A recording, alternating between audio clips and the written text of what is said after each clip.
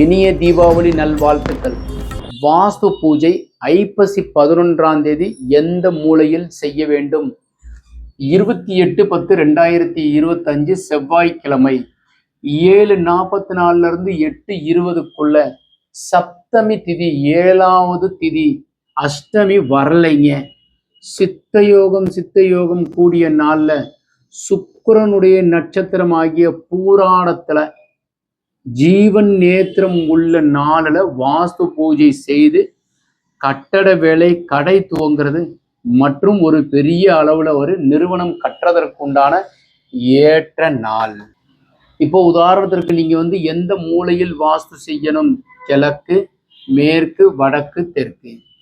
வடகிழக்கு ஈசான மூலை, அக்னி மூலை, கன்னி மூலை, வாயு மூலை. ஸோ வாஸ்து பகவானுங்கிறவர் தியான கோலத்தில் இருக்கிறது கன்னி மூலையில தலை வைத்து இப்படி நீங்க கால் இப்படி வச்சிருப்பாரு, ஈசானத்துல கால் வச்சிருப்பாரு. ஸோ இதனுடைய கையினுடைய அமைப்பு இப்படி இருக்கும்.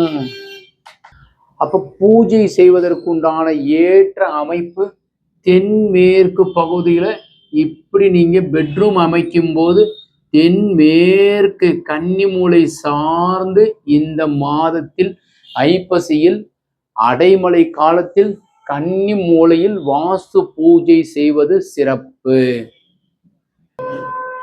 இதுல வேறு ஏதாவது உங்களுக்கு தகவல் தேவைப்பட்டால் கீழே இருக்கிற கமெண்ட் செக்ஷன்ல பதிவு பண்ணுங்க.